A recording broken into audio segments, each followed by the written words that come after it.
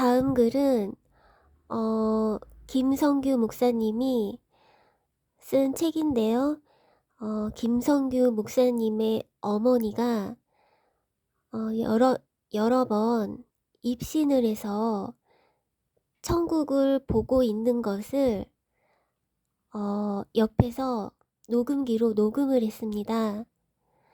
그것을 어머니가 하늘나라 가시고 나서 책으로 써낸 글입니다. 책 제목은 내 어머니가 본 천국과 지옥. 글 제목 제 집은 없습니다. 김성규 목사의 어머니 강정님 권사가 입신해서 천국에서 한 집사를 만났습니다. 강 권사님 오셨습니까? 집사님, 우리 교회 부인 집사님들의 집은 이렇게 화려한데 집사님 집은 어떤 것입니까? 권사님, 제 집은 없습니다. 아니, 왜 없습니까? 내가 세상에 있을 때 주님께 드린 것이 아무것도 없습니다. 손자가 주일 헌금하라고 주면 증손자 사탕 사주고 또 가끔 돈 생기면 모아두었다가 증손자 옷 사주고 그랬습니다. 주님보다는 자식들을 더 귀하게 여겼습니다. 주님께 드리기를 아까워했습니다. 그렇게도 전도사님이 하나님께 열심히 드리라고 설교했지만 귀 넘어 들었습니다. 하늘 창고에 부지런히 채우면 결국 우리의 것이니 인색하지 말고 열심히 주님께 예물 드리라고 하셨는데 귀 담아 듣지 않았습니다. 그러면 면류관도 없습니까? 예, 없습니다. 주님 공로로 구원은 받아 여기까지 왔지만 아무것도 없습니다. 아무것도 없습니다. 부끄럽습니다. 부끄럽습니다. 이렇게 후회될 수가 없습니다. 이렇게 후회될 수가 없습니다. 권사님, 가시거든 내 자녀들에게 말씀 좀 전해주세요. 세상에 있는 동안 자신의 세상 창고에 채우지 말고 주님 나라에 열심히 채우라고 말입니다. 전도사님이 세상에 재물 쌓아두지 말고 이 나라에 쌓아두라고 그렇게도 말씀을 전했는데 말입니다. 이곳에 와서 보니 성도들이 드린 예물로 고스란히 그들의 집이 지어져 가고 있습니다. 여기에 있는 황금 보석으로 꾸며진 집들은 성도들이 어려운 가운데에서도 주님께 열심히 드린 예물입니다. 그런데 나는 주님께 드리는데 그렇게도 인색했으니 무슨 집이 있겠습니까? 이럴 줄 알았으면 부지런히 이곳에 쌓았을 것입니다. 이 나라의 집은 영원히 자신들의 것인데 나는 집이 없으니 부끄러울 뿐입니다. 그리고 충성하지 않았으니 무슨 면류관이 있겠습니까? 겨우 부끄러운 구원을 받은 것입니다. 내 자녀 자손들에게 나처럼 되지 말라고 꼭 좀 전해주세요. 부끄러운 구원받지 말라고 꼭 좀 전해주세요. 충성 다하여 이곳에 오라고 꼭 좀 전해주세요. 세상의 모든 재물 이곳에서는 하나도 필요 없고 아무것도 가지고 오지 못한다고 꼭 좀 전해주세요. 꼭 좀 전해주세요. 다음 글은 내 어머니가 입신에서 본 천국, 2번 교회 나와 천국 간 성도의 이야기입니다. 책 제목은 내 어머니가 본 천국과 지옥.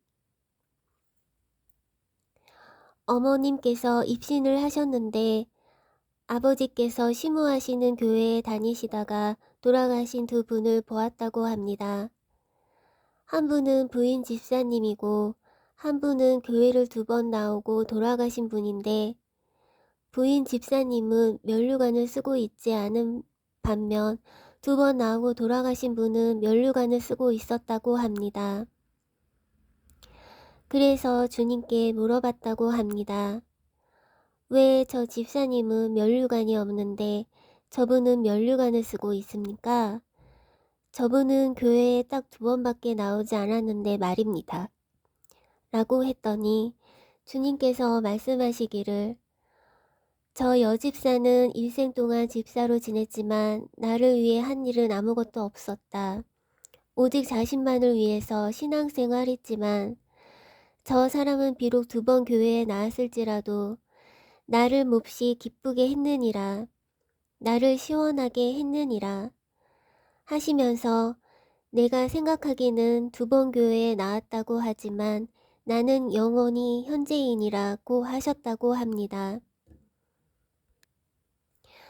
면류관을 쓰고 계신 분은 풍수지리를 보는 사람이었는데 암에 걸려 죽기 직전 교회에 나왔다가 아버지의 설교를 듣고 자신이 인생을 헛되게 살았다는 것을 깨닫게 되었다고 합니다. 그래서 집에 가서 즉시 모든 풍수지리에 관한 것들을 불에 태우려고 하자 동생이 아까운 것을 왜 불에 태우려고 하느냐며 자기에게 팔라고 했다고 합니다. 그러자 그분은 내가 이것 때문에 죄 짓고 살았는데 어찌 내게 팔겠느냐 라고 하면서 불살라버리고 한 주일 더 교회에 나왔다가 세상을 떴다고 합니다. 그래서 주님은 죄의 자리를 깨끗이 처리한 그 사람은 나를 몹시 기쁘게 했다고 말씀하셨습니다. 아버지의 말씀을 들어보니 면류관이 없는 그 여 집사님은 맥주 감사절이나 추수 감사절에 요즘으로 말하면 등회품을 가지고 왔다고 합니다. 그 시절에는 곡물로 감사절을 지켰는데 가장 품질이 떨어진 것을 가져와서 아버지께서 그것을 볼 때마다 쯧쯧쯧 혀를 차면서 이런 것은 하나님께서 받으실 리가 없는데 하며 안타까워했다고 했습니다.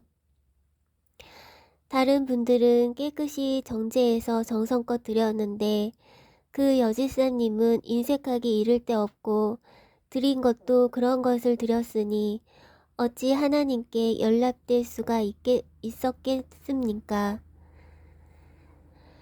그러기에 레위기 22장 29절 말씀을 보면 너희가 여호와께 감사 제물을 드리려거든 너희가 기쁘게 받으심이 되도록 드리지며 라고 하셨는데,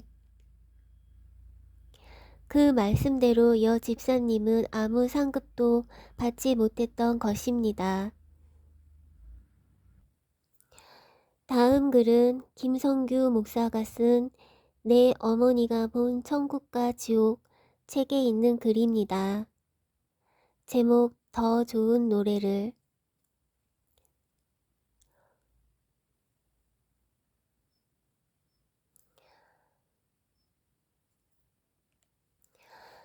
오토바이를 타고 비포장 도로를 달려 어머니께 가던 중이었습니다.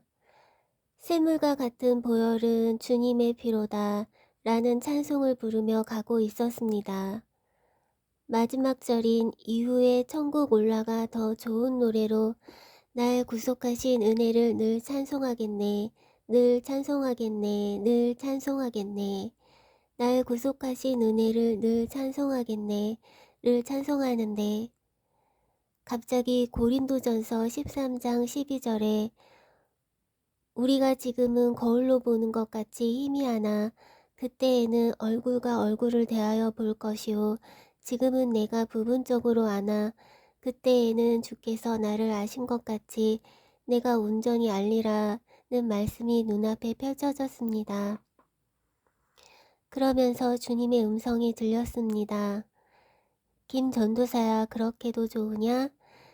그렇게도 내 은혜가 감격스럽느냐? 하시면서 지금은 내가 내 은혜를 깨달았다고 하지만 천만 분의 일도 다 못 깨달았느니라. 천국 이곳에 와서 내 은혜와 사랑을 온전히 깨닫게 되면 그때 더 좋은 노래를 부를 것이다 라고 하셨습니다. 천국에서 우리가 하나님의 사랑을 완전히 깨닫게 되면 지금보다 더 좋은 노래, 더 새로운 노래를 부를 것입니다.